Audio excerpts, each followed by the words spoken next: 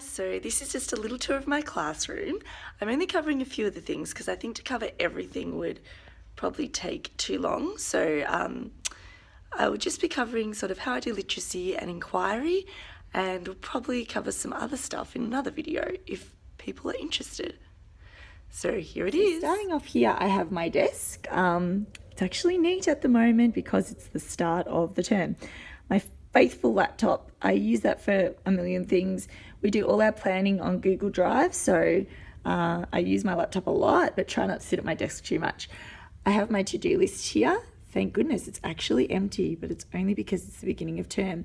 It's a KKK one, and I love KKK, and I love having a big planner because, a big to-do list, sorry, because it lets me write down heaps of stuff and I just jot things down during the day. This box here is kind of a shove everything box. It keeps my desk neat because anything I don't really know what to do with, I just put it in there. And I have things like birthday certificates. I got that off TPT, I think. I'm not sure who made it though. I make those at the beginning of the year and then I have them ready to give out. And also just forms and random things. Some marshmallows there that were from the end of last term, and stickers so I can grab them during the day. I also have things like stress balls to give kids who need, you know, a bit of tactile amusement while they're on the floor. This is my pen box, best stapler ever, Paper Pro. If you haven't got onto them, use it, they're fantastic. And I also have my really cute Miss Pool pencils. My parents got me these in England from the Derwent factory, and then, oh, they just make me so happy. So I have all my pens and stuff that I use readily. I have a pencil case as well, and I also just have some little decorations here, photos and trinkets kids have gotten me and little souvenirs I've gotten along the way. I have my literacy board. Now, I use literacy rotations and I just write it up with a whiteboard marker. I used to make laminated cards and stick them on, but I just find if I use a whiteboard marker, I'm able to add a bit more detail. And the kids are leveled according to their reading abilities, comprehension abilities really. And they've got a range of different activities set up for tomorrow. So that can be all ready to go in the morning. Here I've got all my timetables, planners, Ryan Gosling memes, just to keep me organized during the day. So looking down here, this is just a nice display that was left over from the end of term that I can't bear to take down because it's too gorgeous. I have lots of resources in these sort of shelves here. I kind of tend to keep my numeracy resources here, so all my games that I make, any ones that I'm using at the time, I file them here. Number lines, cards, clocks, all sorts of stuff is there. A wizard hat that I used to use all the time. Haven't used it for a while. That was my maths wizard hat. Used to let a child wear it every day, but it's probably needs a bit of a wash. Down here, I have a giant number line, which is awesome. That was from Twinkle, and I use it when we're doing maths, sort of physical maths, and the kids need to walk out their counting, really good for junior years. And then all my dice, I love these ones that have the little dice inside. I don't know if you can see. The kids love those too. Icy Pole sticks, I don't know if you can see, but fantastic for bundling. So much better than MAB. Even though I still do use MAB, bundling just seems to be 10 billion times better. Counters and dice. And then over here, some of my literacy resources. Not all of them. I have a big storeroom, which I'll show you later, that I use lots of them for. And here I just have some flip letters and a few more games that I've printed off from various sites like TPT and Teach This and all different places really. But I keep it all together. Up here, I keep my paper, spare paper, scrap paper. As you can see, I have Italian labels for quite a few of the items in the classroom. If you look up here, there's the colours in Italian, and that's because we're experimenting with a bilingual class. So I've actually been using a lot of instruction with Italian. So the kids have loved it and picked it up amazingly. So it's really cool. Here I have my growth mindset display. And we made this as a class, so we came up with the ideas of what we normally say, and we made it up during a circle time.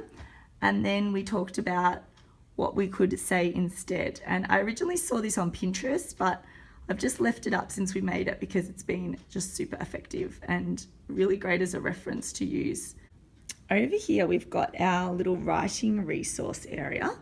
And I just came up with this idea because I felt like I was always looking for things when I was doing a writing session, when the kids were doing independent writing, or trying to tell children where things were when I was taking a focus group. So I set this up according to what we're working on in class. So this table was set up for narrative. So I've got my little Sheena Cameron planner there, and then some resources about writing a narrative, partner checklists, most used words, and synonym cards, and then also early finisher cards. So if kids are doing free writing and they need some ideas, these cards have ideas on them. So for example, I've had these for years. Actually, my mum gave them to me. So this one's like draw a home for someone in your book. They're just kind of add-on activities they can do when they're doing independent writing or free choice writing.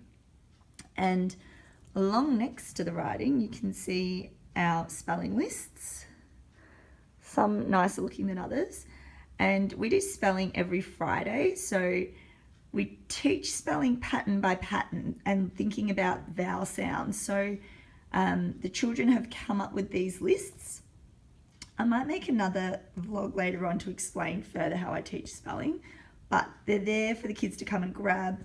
These are awesome, like magnetic strips, so they can just stick back in and out. I love them, and it's really easy for the kids to use. And then next to our computers, here we have cubes that I use for flexible seating, and the kids like to sit on those. Got some maths displays going on up here. So the board has what I'm currently working on, and at the moment it doesn't have much kids work on it, but I try to sort of change it up as I go to include a bit more kids work sometimes. As part of this area, I also have just little books for them to read. These are from the library, so they also have their reading focus group books, which we use a lot, and they can bring in free books as well. So they're leveled books ready to go. And then here is where they keep my messy butcher's paper. Not a perfect classroom by any stretch of the imagination. And their bag boxes. And then up here, magnetic letters, easy access because I use them all the time with high frequency words.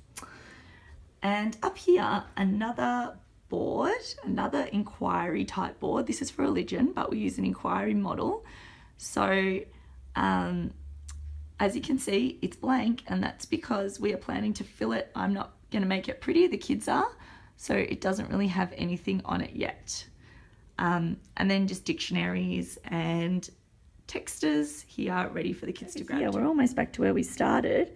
This is where I keep my equipment for the daily planner. So all my cards, mainly in Italian, that I will rotate according to what we're doing each day.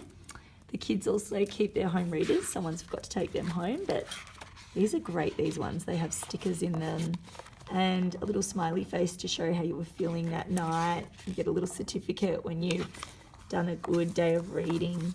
And I just initial them every week. So you can see here I've initialed so that I can tell where the child was up to when I last checked it. And I check them every Thursday and just leave a little comment. So they're great. And I highly recommend that you do a checklist if you do readers, so that the kids are sort of held accountable for handing them in, because there's something that can fly under the radar really easily. Here I have my super cute little bookends that my friend got me from Adair's Kids, and they're just adorable. And in here, I keep my little gorgeous souvenir teacher books that kids have gotten me. This one was actually made in my first year of teaching, and a gorgeous girl, Gabby, made it for me. And you can see what a little baby I was nearly 10 years ago now. That is so scary. But I just keep them there just to make me happy when I'm having a bad teaching day. In here I have finger lights. Let's hope Yeah, it still lights up. I got these ones from the reject shop, and they're really just a good little gimmick to use for reading. They've got a rubber band on them, and the kids use them to point with when they're in a teacher focus group. So something else to really draw them in. And I also have my spray bottle here. When it gets hot, I give them a little spray in the face and they love it. I've got my coins here that we use for the piggy banks, so they can come and grab these, and also some Sharpies that we use when we're doing focus writing. Awesome Sheena Cameron writing book, can't live without. And in here, these are my resources that I sort of reuse really frequently. So I have my literacy planner book here.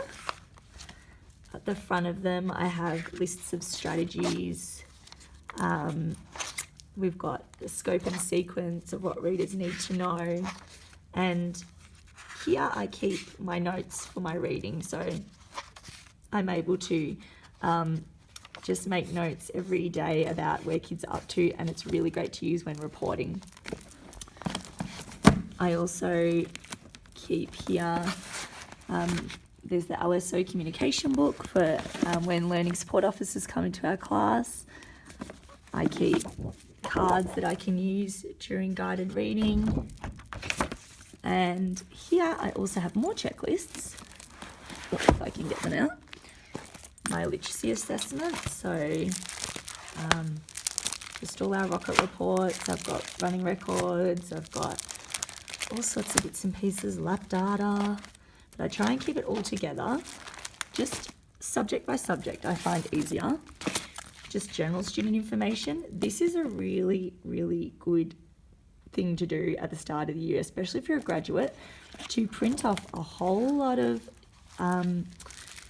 lists of your class lists, because you never know when you're going to need them and you're always looking for them. And I keep like special codes I need, empty checklists so that I can grab them really easily, parent meeting notes so that if I have a parent meeting I can just use this folder and grab it and write down information in there. And here I've got my maths assessment. So the PAT data, if you use PAT Maths, that'll look very familiar. I check their counting by skip counting, and then also there's the pre and post test. So I'll try and find one where I've got them on a sort of similar page so you can see the difference. So for example, here's a pre-test, and I've got their names down the side. Up the top here, I've got the level skills that they need to have, and they're color-coded. We made these as a level. Green means they've got it. Red means not really any idea yet. So this is a pre-test, so it's okay that there's quite a lot of red. And then the post-test, way more green, makes me happy. So I can see just at a glance from that the difference in how kids have progressed. And another thing that's really useful, I also put my groups on there.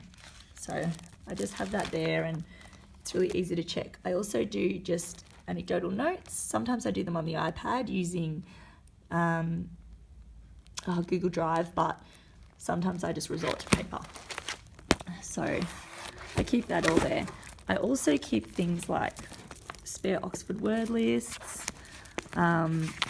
things for meetings, different teams that I'm on, so that I can just grab them and run when I've got a meeting early in the morning. So I hope you've enjoyed that little tour, and if you'd like to see more, please subscribe or comment, and if you've got any questions, feel free to ask. Otherwise, you can follow me on Instagram at Little Apple Learning, and I'll catch you guys later. Bye.